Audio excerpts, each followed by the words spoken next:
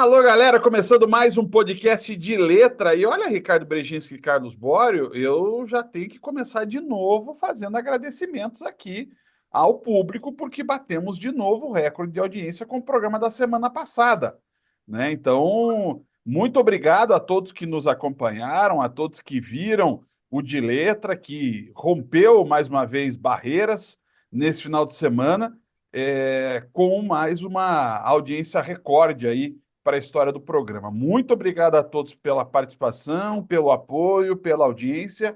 E, gente, talvez a gente vai ter que fazer um dia um programa só respondendo mensagens, sabe? Porque é tanta coisa, né? Assim, porque tem gente detonando a gente, tem gente fazendo, proporcionando debate sobre o assunto, tem gente elogiando, mas assim, são tantas mensagens, por exemplo, só no YouTube, o programa teve 36 comentários. Aí já é, mas não é nada. Tem programa que tem 2.000, 20.000. Sim, é verdade. Mas, para um programa de mais ou menos 50 minutos, 36 comentários, acabou o programa. Então, por isso que a gente quer fazer um dia um programa só com os comentários dos nossos telespectadores. Até porque deve ter gente lá, no Bola no Corpo, teve isso semana passada. O cara, você não vai ler a minha mensagem. Eu li 2 vezes a mensagem do cara, só de raiva. Então, assim, se você não teve sua mensagem linda, saiba que ela será. Gente, chegamos a uma semana sem futebol, uma estranha semana sem futebol, posso admitir, mas que encaminha aí para o início do mata-mata do Campeonato Paranaense. Eu acho raro, e aí eu me lembro, Bora, do título de 91 do Paraná, mas eu lembro raríssimas oportunidades em que o Campeonato Paranaense não teve mata-mata ou, no mínimo, não teve uma final, né? Eu lembrei de 91, lembrei de 82, que o Atlético ganhou os 3 turnos, mas tirando isso, não tem. Que eu me lembre, não tem, né? 2011. 2000 que o Curitiba Ah, ganhou direto, né? ganhou os dois turnos. Aí agora comecei a lembrar, né? 2009 do Supermano. 2010 2010 o também. Supermano. Então, como você vê, tem várias lembranças aqui de campeonatos. Mas o mata-mata é a essência do campeonato estadual. Isso não tem jeito. Pelo menos com semifinal e final. A gente tá vendo isso, inclusive, né, nessa série do futebol raiz, né, Bora? Com certeza. Não, e é aquela coisa, para quem tem saudades, né, do mata-mata, né, que muita gente reclamou quando mudou o Brasileirão para pontos Uhum. corridos, né, em 2003, e ficou nessa, mas o campeonato sem final não é campeonato, porque não sei o quê, blá, blá. Aí, ó, tá aí os estaduais aí, estão aí os estaduais que não, para matar a saudade de quem gosta do mata-mata, né? Assim, a gente até pode discutir a questão de regulamento. A gente teve regulamentos mais estrambólicos recentemente, né, com o engenheiro da NASA. Mas assim, né, Ricardo, esse regulamento do Campeonato Paranaense, pelo menos, ele aumenta o tamanho da emoção, né, criando as quartas de final com ida e volta, né? Ah, sim, porque a gente falou ali de 2011, 12, que era turno e retorno. Eram 22 rodadas e aí mais duas finais. Era muito campeonato. Isso já na época dos pontos corridos do Brasileirão, que lá atrás, quando virou pontos corridos, os estaduais foram enxugados porque não ia ter tempo. Aí conseguiram arranjar tempo. Pelo menos agora voltou a uma primeira fase enxuta de 11 jogos, aí você vai para mata-mata. Só que eu acho que 8 times se classificando de 14, de 12 que disputam, É. acho que é muito time passando ainda. Porque, né, teve o exemplo de alguns times que brigavam para ir para o mata-mata e ao mesmo tempo para não cair para a segunda divisão. Ao meu ver, um estadual, para ser mais sucinto, deveriam se passar só os 4 primeiros para a próxima fase. Você eliminava aí pelo menos 2 datas, deixava o campeonato um pouco mais para respirar na primeira fase. Mas aí você acaba, que nem a gente pega agora o campeonato, só os times que estão com divisões nacionais estariam classificados para a semifinal, né? Que seria o Atlético, Curitiba, Maringá e Operário. Então você tira a chance de um time menor, de repente, sonhar com um título ou uma final do interior, como foi recentemente entre Londrina e Cascavel. Então Mas tem seus sobrou prós só e o Azures, contras. né? No final das contas, né? Só sobrou o Azures, porque de resto é todo mundo que tem calendário, né? Sim, Os mas 7 que são estão jogando Brasileirão vão jogar as quartas mais o Azures. mais 4 times que estão no mata-mata disputam 3 vagas na Série D do ano que vem. Se É verdade. você se você não tem isso, já estava definido a Série D do ano que vem. Então, algo a mais para esses times menores. Então, tem seus prós e contras. O calendário fica mais apertado, mas para os times pequenos acho que tem a sua importância esse mata-mata de quartas de final. Alguém sabe direito como é que é a fórmula do campeonato pernambucano? Porque, se eu não me engano, lá os dois primeiros vão direto para a semifinal e tem um play-in tipo NBA, é isso? Isso. O primeiro e o segundo colocado da primeira fase já estão na semifinal. Aí o terceiro pega o sexto, o quarto pega o quinto numa quartas de final pela metade, e os dois vencedores desses confrontos vão para a semifinal. E Cara, aí pega olha, os outros dois. Seria interessante, porque você diminui dois classificados. sabe, É, daí você faz, sei lá, para garantir calendário para esses seis, esses quatro, faz quarta de final também ida e volta, só que quarta e domingo. é. Né? Então, daí você dá, sei lá, você dá 2 semanas para os times. Cara, para os times como Atlético, Curitiba e Operário, que estão Série A, Série B, 15 dias agora ia ser uma alegria. Para nós ia ser uma tragédia, né? Porque não ia ter jogo. Mas Mas vai que um dos dois aqui da capital fica em terceiro ou quarto, né? já. Bom, Pois é. aí, aí é Curitiba fazer quase o foi quê? terceiro, né? Curitiba É quase foi futebol, né? terceiro. Agora, falando do nosso campeonato, a gente já teve fórmulas estrambólicas. Nós já vamos falar, gente, do campeonato desse ano. Já vamos entrar mais em cima de Atlético e Curitiba. Mas, assim, a gente já teve fórmulas muito estrambólicas. O Supermando talvez tenha sido o momento mais bizarro, porque a federação escreveu mal o regulamento e o Domingos Moro foi lá, aproveitou-se e conseguiu criar o Supermando. É, alguém lembra como é que foi a história, Ricardo? Você lembra, né? Então, o que eu sei, não sei se é 100% isso, foi que foi feito o regulamento, todo mundo assinou e biriri e tal. No meio do campeonato, o Atlético viu essa brecha e foi avisar a federação, ó, tá dando a entender que o campeão da primeira fase vai jogar todos os jogos com o mandante. Vamos mudar isso, não sei o quê, e a federação ignorou o aviso do Atlético e falou, beleza. Aí, quando foi para a segunda fase, que os times viram a besteira, a federação quis mudar. Daí o Atlético falou, não, tá aqui no regulamento, vocês foram notificados antes, agora nós vamos fazer cumprir o mando. Eu acho que teve até uma decisão de ir para a justiça, não sei se chegou aí, que aí foi ver depois que o Atlético quis alertar, aí como ele viu que a federação virou as costas e o Atlético seria o maior beneficiado com a história, o Atlético, então beleza. Então vamos seguir assim. Tanto que em 2010 o regulamento teve que ser obrigado a ser cumprido, né? Porque tinha que ser 2 anos de campeonato. Aí ninguém Isso. falou nada. Só que nas duas vezes o oitavo colocado, coitado, virou saco de pancada, né? Agora, o engraçado desse 2009, né, é que não era só o Supermando, como tinha 2 pontos também, 2 pontos né? para o campeão da primeira fase e 1 ponto para o segundo colocado. Que era uma coisa, gente, que isso era absolutamente normal em campeonato estadual. Não é Mas só no não em Paranaense. 2009, né? É. Então, assim, cara, era. O fulano do time ganhou 2 pontos para a fase final. E assim, esses 2 pontos quase sempre fazem diferença. Naquele ano fez diferença para o Atlético, porque a campanha do Corinthians Paranaense na fase final foi melhor. Mas o Sim, Atlético, com os 2 pontos, acabou conquistando o título estadual. É o Corinthians Paranaense do Jusilei, do Ronaldo, Bruno do Bruno Batata. Batata, essa galera aí, né? E o Coritiba, Então, com 1 ponto a mais, conseguiu ficar atrás do Corinthians Paranaense. exatamente.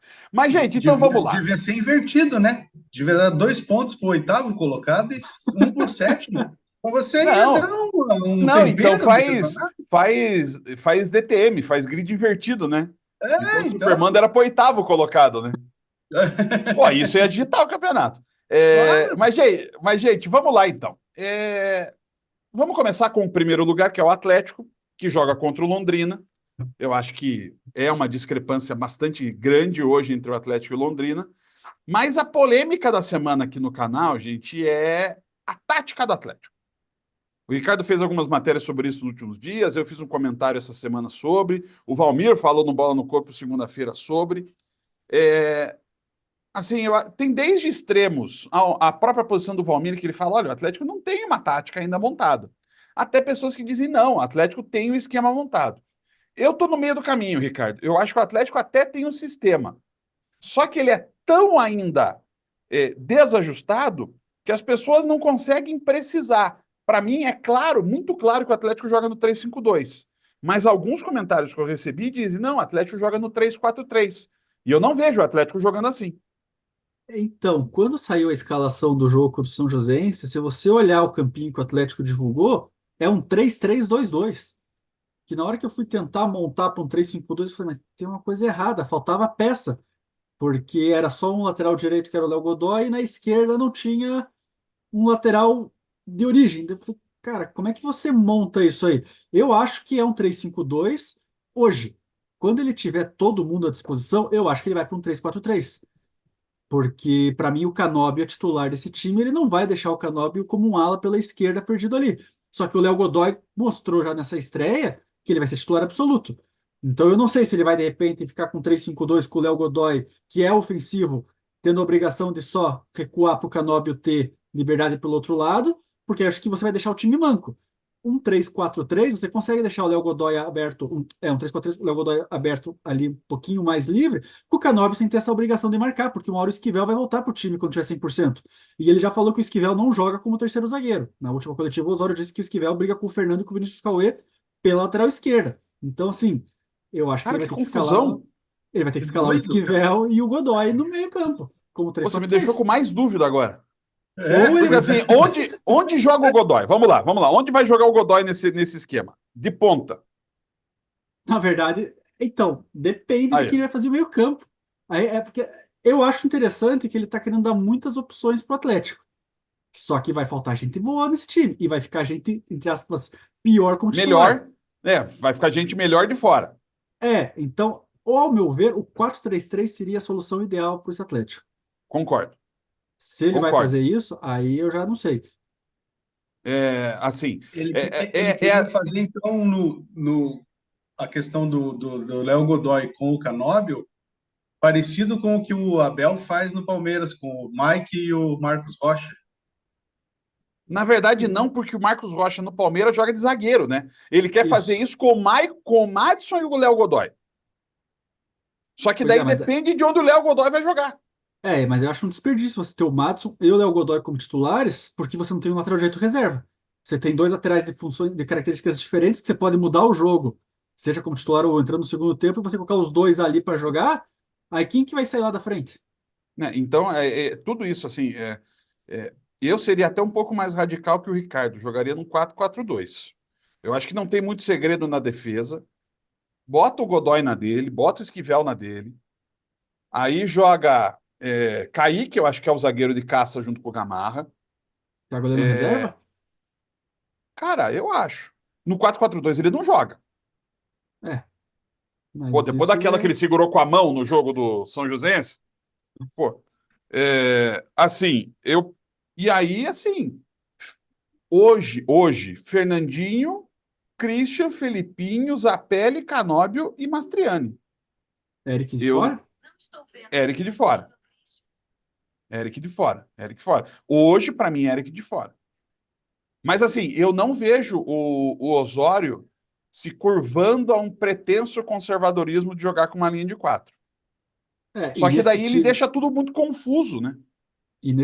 que você citou, se for um 3-4-3, na verdade, eu acho que sairia o Christian para a entrada do Thiago Heleno lá atrás. Pois é, daí vai faltar gente. Aí não vai Sim. ter nem Christian, nem Eric. Onde entra o Alex Santana nesse time? Quando entrar? Então, assim, ele pode estar travando o Atlético, julgando que está deixando o time mais flexível. E isso vai deixando não só a torcida confusa, né? Como os jogadores também, né? Você não ter definido um esquema e quem são os titulares, deixa os jogadores assim, tipo, pô, mas aí, vou jogar, não vou jogar, vou jogar de que posição? Você ponta, você lateral, você volante. Você Ou cria vai um ser. clima pelo que a gente vê, acompanha na internet, os jogadores também ainda não assimilaram, né, a, Não. a forma de trabalho do Osório, né? A gente teve uma entrevista do Godoy, né, depois do jogo, em que ele fala: olha, esse jeito que eu joguei hoje não é o jeito que eu jogo. Sim. E, putz, né? E você gastou 14 milhões para trazer o cara e vai jogar na posição errada. né? Então, sei lá se é o caso também. O Gamarra custou 15. O Gamarra só está atrás do Vitor Roque e do Zapelli, se eu não me engano, na lista. Isso. E aí você bota ele de lateral, você bota ele de volante, você bota ele de meia, mas não bota ele de zagueiro. Então, assim, eu entendo, acho que o Osório. Como disse até o Valmir na segunda, ele falou: olha, eu sou um dos caras que fui partidário da contratação do Osório, e eu fui também. Só que ele me passa, às vezes, um risco de ele se perder nas próprias ideias. E E tudo olha que bem que nós estamos falando disso, né, Bório? Com o time invicto, podendo sim, ser bicampeão invicto, coisa que nunca aconteceu, com a melhor campanha e tudo, mas mesmo assim a gente fica, né? e isso assim, que a gente sabe que os estaduais são usados mesmo como preparação para o brasileiro, né? Sim. Essa é a função. Mas tá chegando na reta final, né? O estadual e ainda está se preparando, né? O Atlético. Acho que esse é um ponto fundamental, né, Ricardo? Como que o Atlético vai chegar no Brasileirão? Querendo ou não, o Atlético tem só mais 7 jogos até o início do Brasileiro, né? Se chegar com 6 da final, mais um da estreia da Sul-Americana, que é entre as finais. Então, se o Atlético for para a final, são 7 jogos até o começo do Brasileiro. E será E que vai sete, ser suficiente para isso se estabilizar? e 7 jogos espaçados, né? Porque é um jogo por semana, até chegar ali entre as finais da Sul-Americana, que daí viram 3 jogos uma semana, mas ele tem aí um mês praticamente de jogo só final de semana. Agora eu acho que o Osório tem que mexer o mínimo necessário. Conhecendo o Osório, pelo que ele fala nas entrevistas, acho improvável que, por exemplo, o time que seja escalado lá no Café vai ser o mesmo na Arena no jogo de Uhum. volta. Mas assim, não precisa mudar 5, 6 jogadores. Você mudar 2, no máximo 3, ali por uma questão de ajuste, por jogar em casa fora, beleza, normal. Agora, você mudar meio time todo jogo, aí não há esquema tático que necessite, porque se todo jogo você vai mudar quase o time inteiro, você vai ter um time que vai jogar nessa escalação, tem um time que vai jogar nessa formação. Então, assim, vou pegar o Palmeiras, que é um time ofensivo. Então, eu vou jogar recuado, eu vou jogar num 3-5-2 com esse time. Não, vou pegar o Atlético Goianiense em casa, eu posso ir para cima, então eu vou jogar num 4-3-3. Ou ele está pensando de acordo sempre com o adversário, aí vai ter uma escalação para cada esquema tático, ou ele vai ter que encaixar peças, porque eu acho que chega uma hora que o cara não vai aguentar, tipo o Mastriani. Pô, o cara veio para ser a referência na frente e vai jogar jogo sim, jogo não. Daí ele vai jogar uma Pois vez a é. cada 2 semanas. Então daqui a pouco até o elenco começa a se cansar dessa rotina. Um Fernandinho não jogar sempre, acho ok, porque vai chegar lá na frente, Copa do Brasil Sul-Americana em mata-mata, você precisa do cara 100%. Mas não é Mas todo mundo aí, que precisa disso. agora eu pergunto, nesse momento, o Atlético vai ter 5 jogos em 5 semanas, né? Deu uma Sim, acalmada. O Fernandinho tem que jogar todas, eu sim. imagino. Assim, Não dá um para jogo por dessa vez, semana não, um né? jogo por semana não dá para poupar, né? Não, assim, né? Thiago Heleno também. Assim, se é 3-5-2, eu acho que passa muito isso também, Ricardo, pelo fato de você poder escalar o Thiago Heleno, Sim, né? porque eu acho que o Porque Thiago Heleno daí. já não aguenta mais o repuxo, não, principalmente assim, só o Gamarra ali, o Gamarra ele está se mostrando um jogador que está errando muito em alguns jogos. Aí se o Uhum. Thiago Heleno erra e o cara que fica ali também erra, o Bento, coitado, Aí, vai... E assim, eu não consigo ver obstáculo para o Atlético até a decisão. Acho que Operário e Azures podem impor uma certa dificuldade. É bom lembrar que os dois não perderam para o Atlético, né? Os dois Sim. empataram com o Atlético nessa primeira fase. Os empates do Atlético foram justamente com os 4 imediatamente atrás. Curitiba, Maringá, Operário e Azures. Foram os 4 times que o Atlético não ganhou. Uhum. Então, assim, vai impor uma dificuldade, mas o Atlético ainda assim. Eu acho que ele entra até um pouco mais favorito ao título nesse momento, nessa reta final de mata-mata. Assim, e assim, o jogo contra o Azures que ele empatou lá era um Atlético bem remendado, né? Que era a primeira viagem no campeonato, ele poupou muita gente. Então, acho que é bem diferente a história agora. O já Operário não, foi recente e jogou mal na Arena. Acho que o Jogou mal na Operário, Arena. acho que o Operário passa pelo Azures, aí é um confronto de time de Série A contra time de Série B. O Atlético muito superior, mas talvez o Operário imponha mais dificuldade do que se o Azures se classificar. Ah, Mas claro, ainda claro. assim, o Atlético, se você olhar friamente, a dificuldade vai ser só numa eventual final contra Curitiba ou Maringá, que seriam os favoritos, né? É, né, daí vendo quem passa, e assim, querendo ou não, bem, a final do ano passado foi Atlético e Cascavel, o Atlético teve dificuldades contra o Maringá na semifinal também, mas é claro, o Atlético entra como favorito. E o Coritiba, antes de falar do Coritiba, gente, alguma reação que surpreendeu vocês em relação à mudança do nome do estádio? Eu vou citar uma que eu li hoje de manhã. O Marcos Malucelli, ex-presidente do Atlético, o único que rompeu com o Petralha, no final das contas, tanto que nessa rearticulação geral que aconteceu no ano passado, o Marcos Malucelli continuou fora. Ele chegou a ser expulso do quadro de sócios do Atlético, né? Depois foi reintegrado. Ele foi favorável à mudança do nome de Joaquim Américo para Mário Celso Petralha. Para mim, uma surpresa. Deixou os Não que não seja uma planos surpresa a particulares. posição, né? A posição respeitosa do presidente Marcos Malucelli, que sempre foi um cara muito, né, Sim. Sim. topzera. Mas é surpreendente, né, cara? Porque ele deixou os problemas pessoais de lado e viu o que o Petralha fez para a história. É inegável o que o Petralha fez. O que acho que chamou mais a atenção de muita gente que eu vi é assim, nossa, mas uma homenagem enquanto o Petralha está vivo.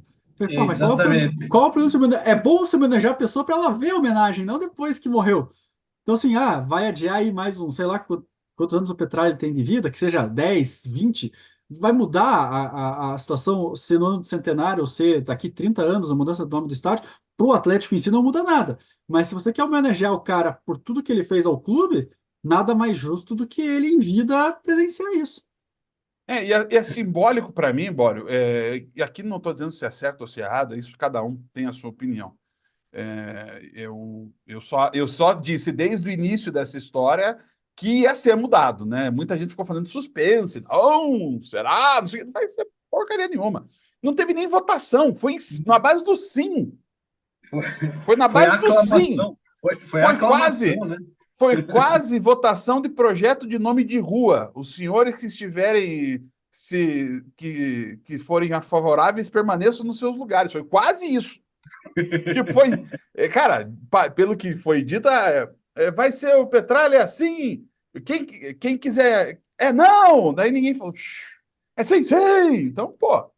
Né, mas é simbólico porque eu acho que é uma virada de chave histórica também para o Atlético. Só que aí vai aquilo que a gente falou semana passada, né, Bório?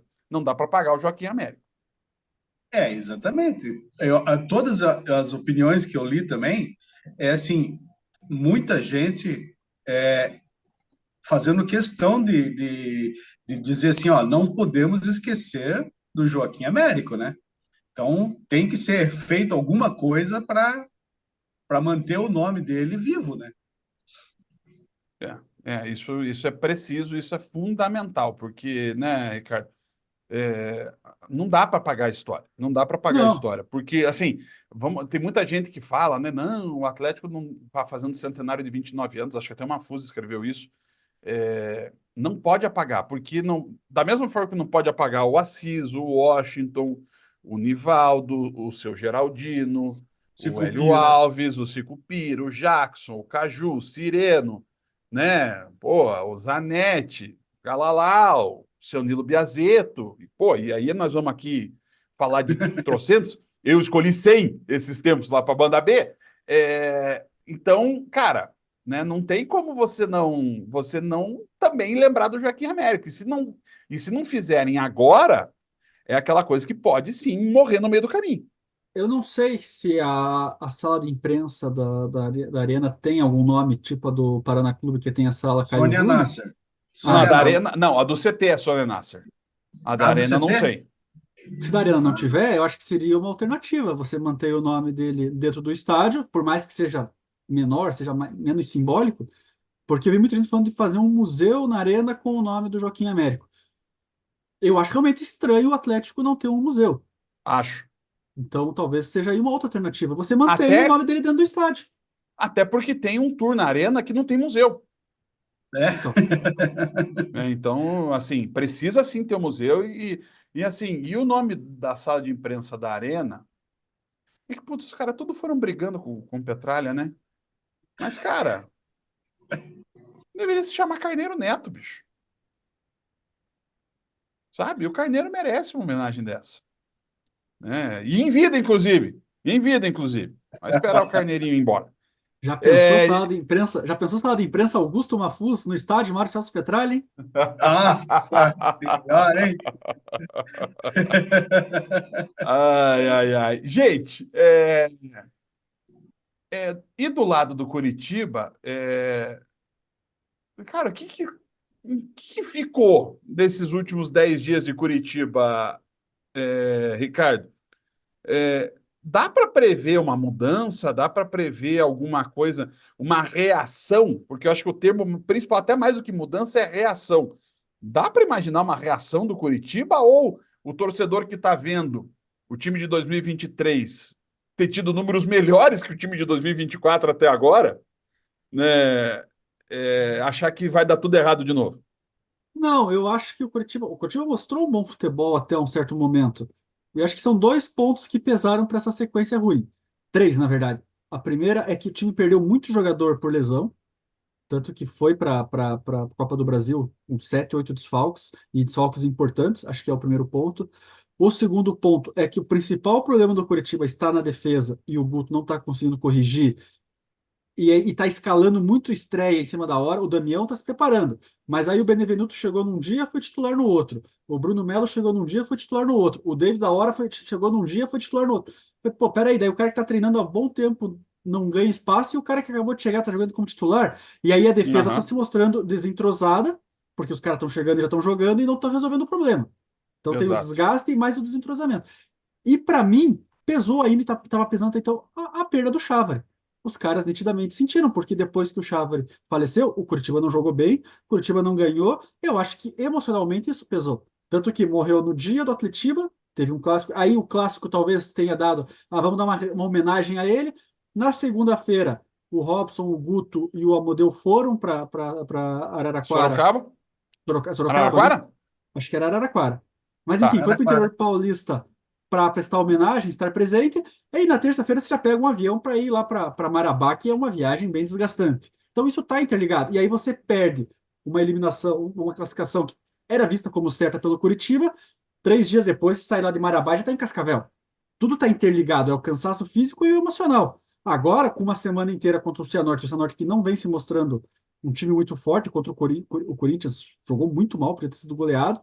Acho que o Curitiba tem a chance contra o Cianorte de colocar a cabeça no lugar e se acertar à medida que os caras forem voltando do DM. Acho que o Curitiba ainda pode se recuperar. Só que se for eliminado para o Cianorte nas quartas de final, aí vira uma bola de neve que eu não sei como é que vai ser o começo de Série B. Pois é, E é essa que é a bem questão, isso né? mesmo, né? O emocional do Curitiba tá no zero, tá no chão. De novo, Então, né? de novo, de novo. Então, é fundamental que o Curitiba consiga se recuperar emocionalmente. E é bem isso que o Ricardo falou. Se não fizer uma partida boa contra o Cianorte, vai, vai pesar muito na temporada do Curitiba isso daí. Vai pesar muito. Pois é, pois é. E aí não tem jeito, né? Tá todo mundo sob pressão, porque agora sim, já foi embora Reinaldo, já não sei mais quem vai embora também, e vai contratar, e aí tá chegando o Morelli. Assim, e o Curitiba foi tomando claramente, né, desde a semana passada para essa, foi tomando uma série de decisões que claramente serviam para dar uma apagada aqui ou ali, né? O negócio do Manga na semana passada, o negócio do Morelli essa semana. Assim, gente, é só você ver a sequência dos fatos, por onde eles vêm, que você sabe onde é que está a cortina de fumaça. A história do Manga, que claramente não deu certo, porque até agora ninguém do STJD falou nada e ninguém do Uhum. Curitiba falou nada, e o negócio do Morelli, que assim, não nego ser uma boa contratação, mas tipo, não é o que o Curitiba precisa agora. Exatamente. O Morelli Não, veio para não disputar mesmo. uma posição que estava acertada, que é o Vini É, Né? Paulista. Não, e para essa posição você tem ainda o Andrei, o Sebastião Gomes, cara, o Matheus Bianchi, sabe? Acho que o Morelli é bom jogador, pode ser até virar titular, mas o Curitiba precisa antes ter um armador, Sim. porque o Morelli também é DO. Isso me pega muito. O Curitiba, para mim, Ricardo e Bório, tem um time que não sabe pensar como característica. Tirando o Figueiredo, que talvez tenha um pouco mais isso, mas de resto, é o Robson pega a bola e sai correndo. O Friso pega a bola e sai correndo. O Vini pega a bola e sai correndo. Cara, o Morelli vai pegar a bola e vai sair correndo. O Bianchi pega a bola e sai correndo. Não tem. Sabe? O passe não é uma coisa bem cuidada do Curitiba. É só ver a quantidade de erros que o Curitiba cometeu no domingo, né? E assim, você falou, né, do Figueiredo pensar o jogo. Hoje, analisando friamente, se o Damião encaixa nesse time, quem vai perder a titularidade na Série B é o Figueiredo.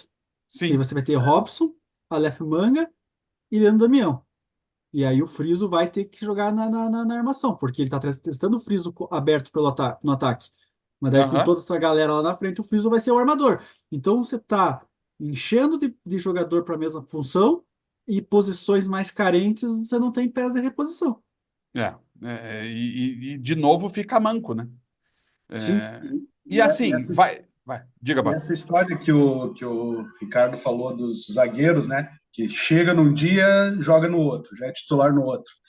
Isso mostra também que o Guto também não tem uma ideia do que ele quer fazer, né? Com a zaga. Principalmente porque a zaga é o principal ponto fraco do Curitiba hoje, né? Tanto que eu li hoje que o time desse ano já tomou o dobro de gols do time do ano passado no mesmo período. E olha que ano passado, né? Vamos lá, né? mas é É, que o ano passado, se a gente lembrar com o Antônio Oliveira, na primeira fase do Paranaense, o Curitiba ele foi irregular, ele foi bem. A derrocada começou quando ele enfrentou o Cascavel nas quartas de final. Daí foi eliminado. O Operário na última, que foi aquele Isso, 3-0 em Ponta Grossa. isso. Mas até o jogo contra o Operário, o time do Curitiba estava certinho. Tanto que eu fui ver esses dias, o Antônio Oliveira ele foi demitido, acho que com 3 derrotas só, ou 4. Foi 3, porque acho que ele perdeu para o Operário, perdeu para o Cascavel, e aí Esporte e Flamengo. não, o Sport ele empatou em 3-3 aqui. Ah, ele No já jogo de tinha. volta, já era o Zago. É Então, verdade. assim, ele perdeu 3 jogos. Só que como foi uma sequência, e daí acho que foram 3 empates seguidos, daí essas derrotas para o Operário, Cascavel, ele ficou acho que uns 7, 8 jogos sem ganhar, e aí isso pesou. Mas o Curitiba começou bem o Campeonato Paranaense. E aí, assim, entre você começar bem o Paranaense e terminar o ano como terminou, e ter essas derrocadas agora na primeira fase e embalar, não tem nem o que você escolher. Mas realmente a zaga precisa se ajustar, porque ele perdeu o Thalisson com um problema no ombro. Aí ele teve que ir jogando esses estreantes um atrás do outro. E o único regular foi o Maurício Antônio. E o maluco é que o Maurício Antônio, segundo as fontes oficiais, que não são exatamente só a oficial do Curitiba, são várias, ele não jogou contra o Cascavel porque ele corria risco de lesão. Sim, Então, sim, por porque. que foi? Então, o Maurício Antônio, você vê como ele é azarado também, né? Porque ele foi poupado contra o Galo Maringá. Ele ficou no banco, porque o Curitiba foi para Cianorte e ficou lá para os lados de Maringá. Ele ficou no banco porque ele não ia jogar contra o Galo Maringá. Não lembro qual foi o zagueiro que se machucou com 14 minutos de jogo. O Maurício Bruno Antônio teve que Melo. jogar. Bruno Melo. Então ele jogou quase 90, 80 minutos, sendo que era para nem jogar. E aí veio a sequência de jogos decisivos, né? Porque aí veio Atletiba, veio Águia de Marabá e o cara foi jogando, né? E ele é o mais velho de todos da zaga. Ele precisa de um descanso. Então, esse jogo contra o Cascavel, mas ele podia ter voltado para Curitiba, né? Não precisava ter ficado lá. Pois é, né? Era mais. Já que estava fazendo todo esse caminho de volta, né, Bala? O Bala, não já sei se daqui a voltar. pouco ele está em Marabá, né, Bala? Porque ele tá. O Baixo que não tá nem ouvindo a gente ainda. Ele falou: Ah, me perdi. Eu falei: Entra aí que nós estamos falando ainda. Mas o. Olha, ó. Aí, ó, Bala. Viu como deu tempo? Sobre o que você quer falar, Bala? Diga aí. Diga qual é o assunto que você queria puxar aí para nós. Tô chegando mais perdido que cebola em salada de fruta, né? Mas vamos lá, né? Mas, o Não sei Bala, o que você está falando aí. né? Não, a gente tá falando bobagens, bobagens. Como o pessoal fica falando lá, vocês só falam merda. Então a gente tá aqui falando, né, um pouco disso. Mas, Bala, Ricardo e Bório, qual é o risco? Qual é o risco de não ter a Bala? Começa com você. O risco de não ter Atletiba na final do Paranaense. Eu acho que é pequeno.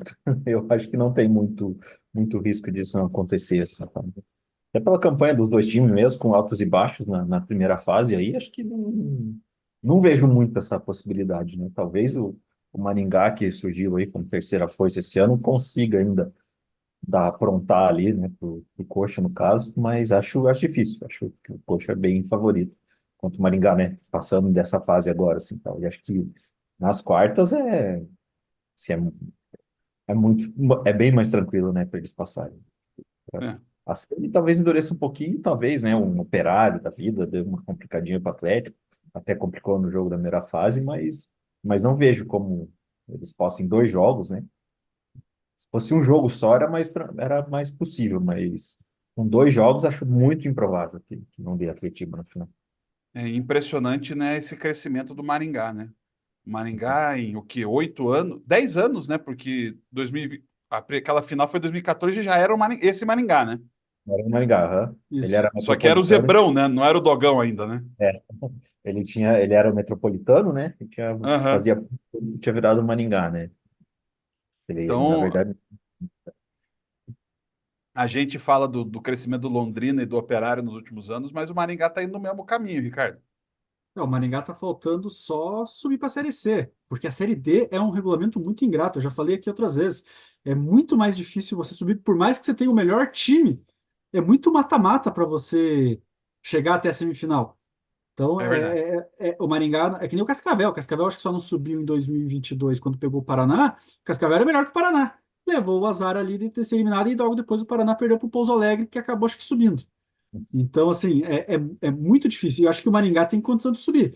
Tanto que o Bala falou ali, o Maringá pode complicar um pouco para o Coritiba. É engraçado a gente ver que um time da Série D pode ser mais complicado para um time da Série B do que um time da Série B complicar um time da Série A, que é o caso do Operário com o Atlético.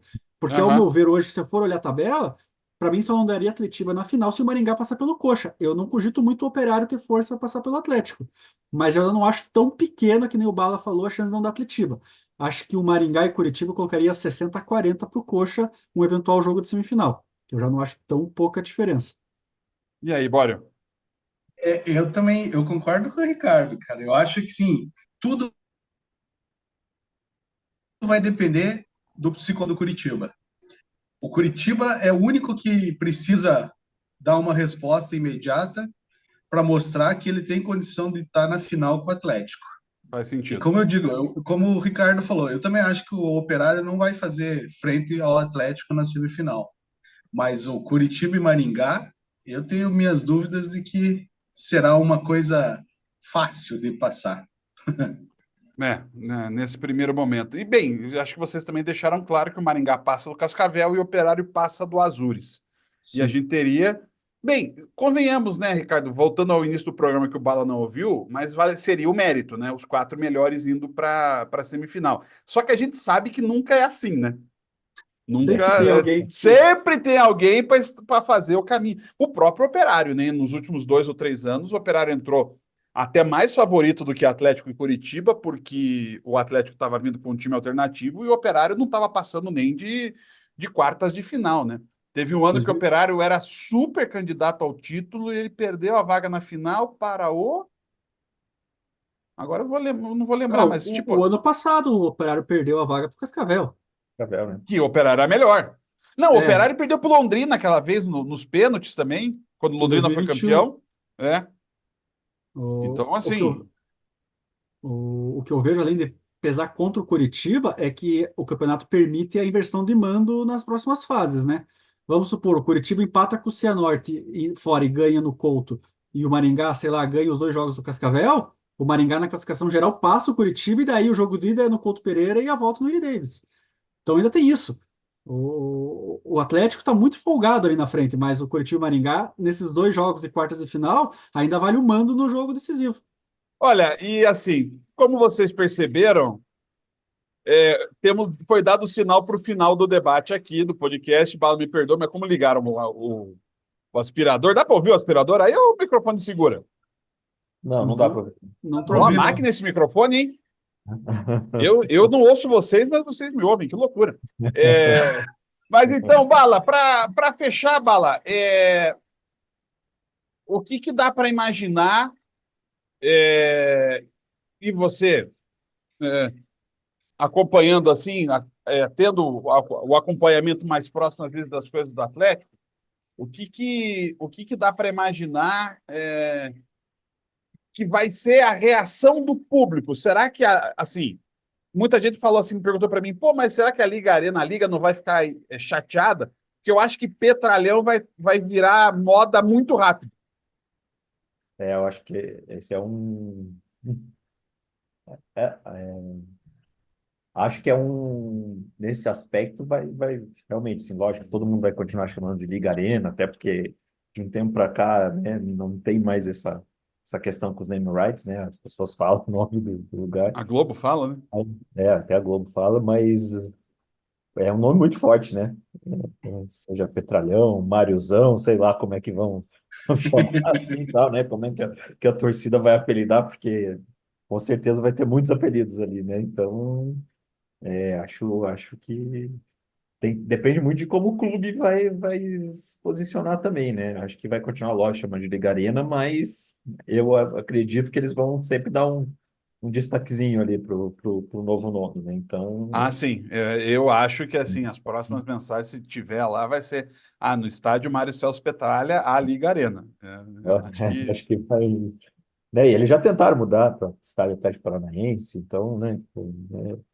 Sei que eles não gostavam muito de chamar de Baixada, né? Porque assim, depois da reforma, então eles estão, acho que com isso eles estão tentando, o clube está tentando acabar de vez com a história de Baixada, né? Acho que daí agora é ou Arena ou Petralhão, Mariozão. Acho Mariozão até mais simpático que Petralhão, assim.